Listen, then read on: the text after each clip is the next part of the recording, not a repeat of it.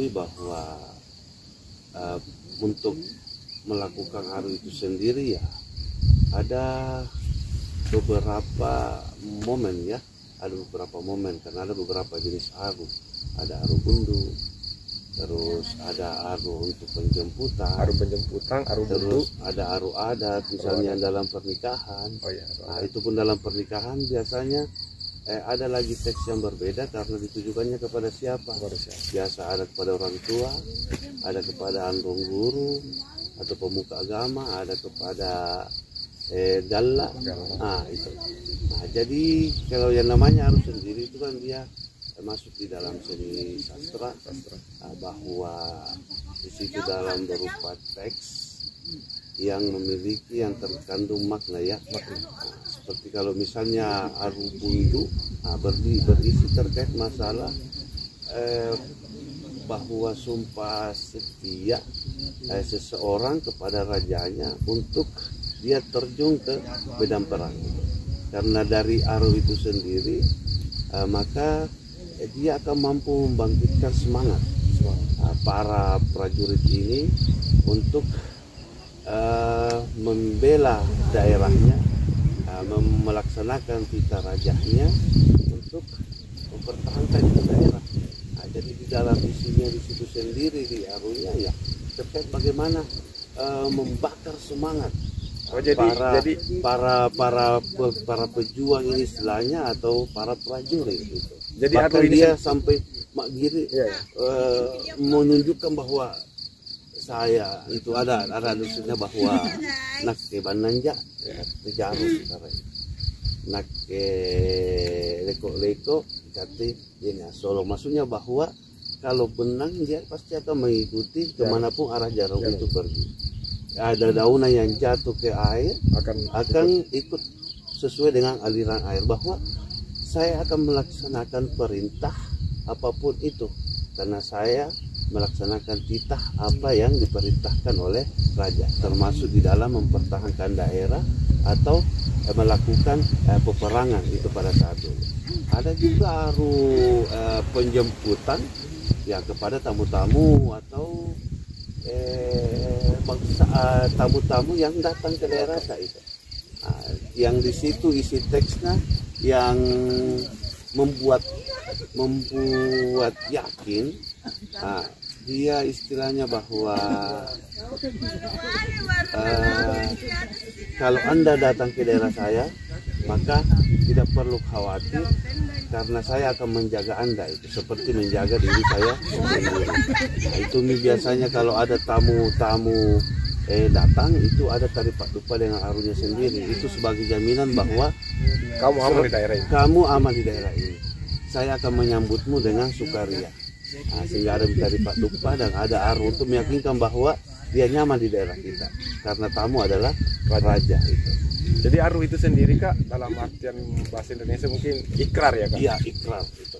Atau sumpah yang berisi di dalamnya di situ ya sesuai dengan penggunaannya. Ada pada saat di pesta perkawinan, ada pada saat penjemputan, dulu ada dibilang aru bundu pada saat untuk membakar semangat. Nah, jadi itulah kekuatan dari teks itu seni itu sendiri gitu.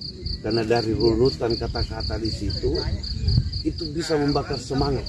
Ya, biasa kalau bisa mempengaruhi seseorang. Bisa membuat merinding itu. Bisa membuat merinding itu karena isi di dalamnya memang betul-betul membakar semangat.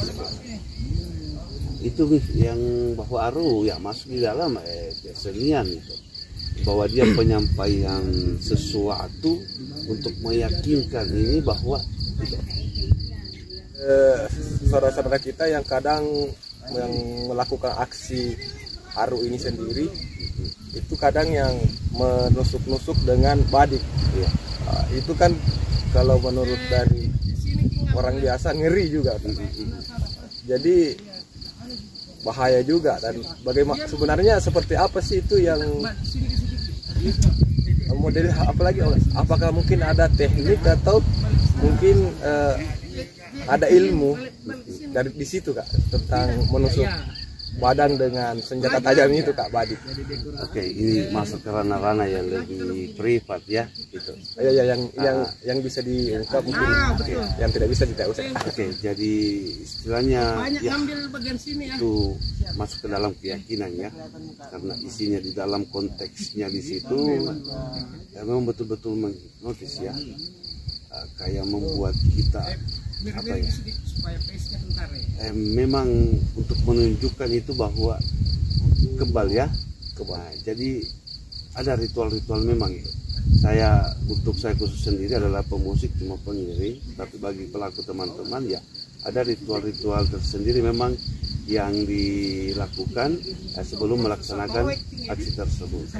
Nah, terus ritual-ritual itulah bahwa istilahnya kalau besi ya, kalau kita khusus di Bugis Makassar, Badik ya, Badik. Nah, jadi seseorang laki-laki itu dikatakan sempurna itu apabila salah satunya itu adalah memiliki besi.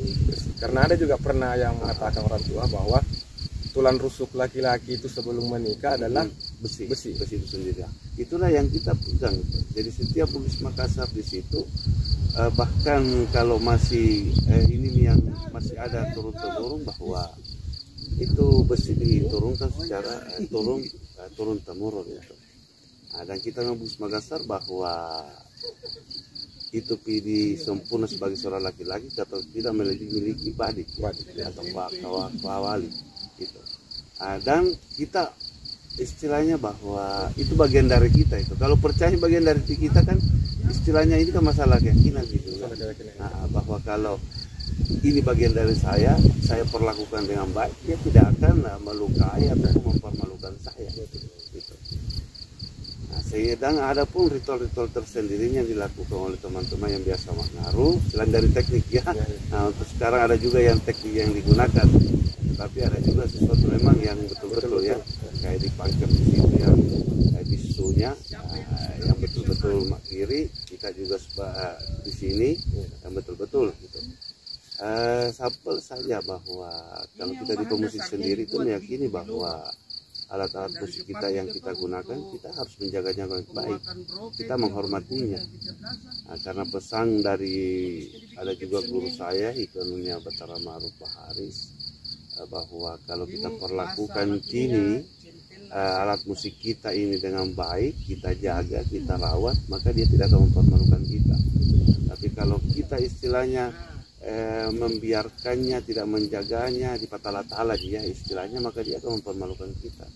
Karena hakikatnya bahwa dia berasal dari sesuatu yang pernah hidup ya, yang gendang apa yang kulitnya yang dipakai, sehingga kita harus menghargainya atau menghormatinya.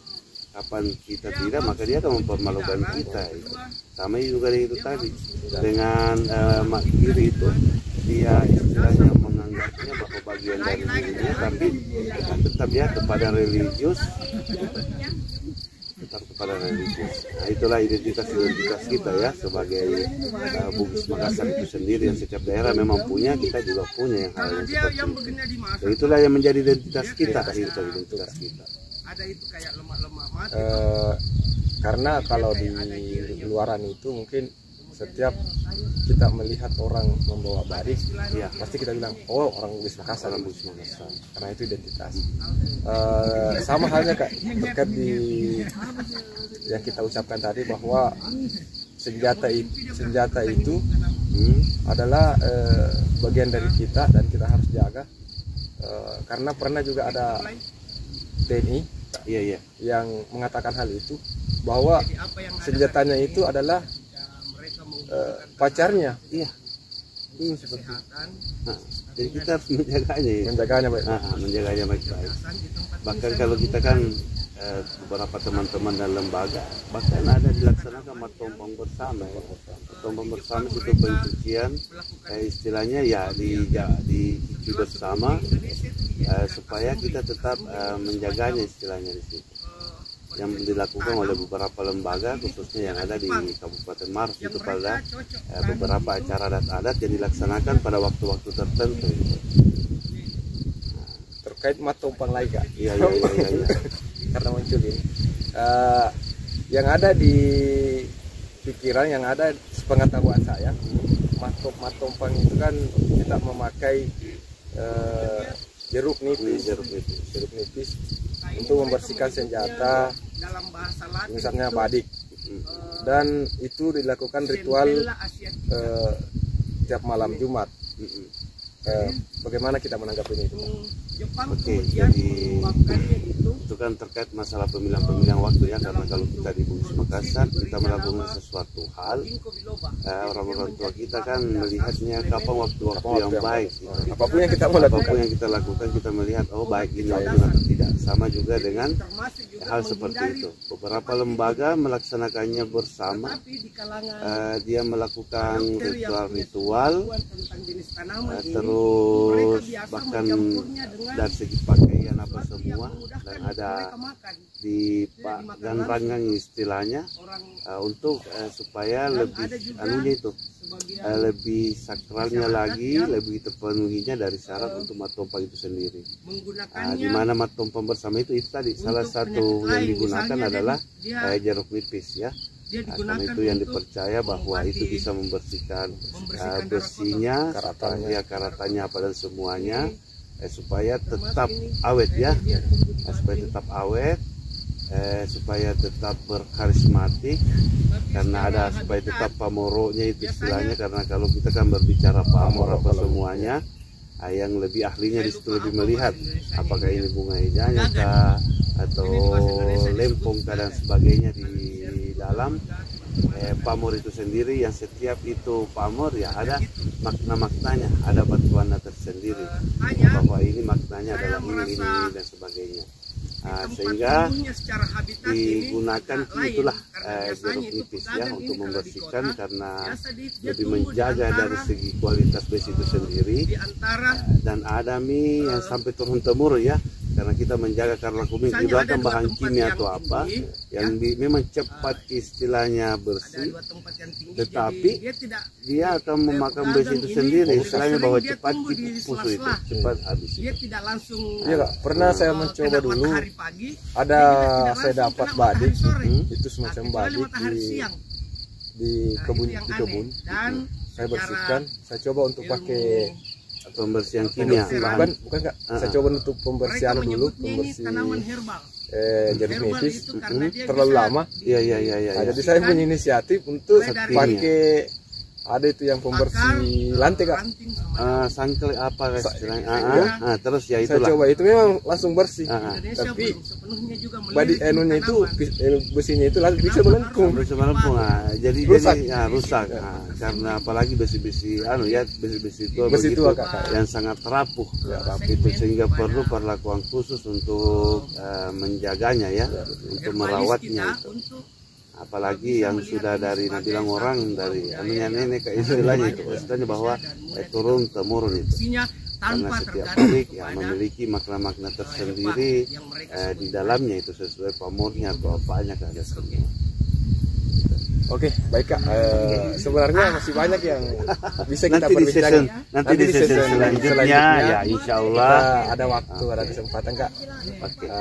Kita bincang-bincang lagi terkait mungkin seperti membahas lebih detail tentang pamoro ya, dan mungkin masih ada lanjutannya. Tapi untuk kali ini sekian dulu, karena kayaknya baterainya sudah mau lobet. Karena dari kemarin kita sudah di puncak Gunung Tombolo ini. Jadi kita berada di puncak Gunung Tombolo ya, yang berada salah satu destinasi wisata yang baru yang ada di Kabupaten Maros itu.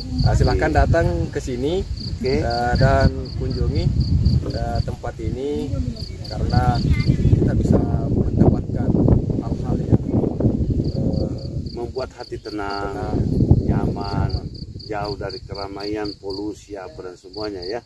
Dan tentunya jangan lupa like, komen, dan subscribe channel Teropong Kiko. Terima kasih.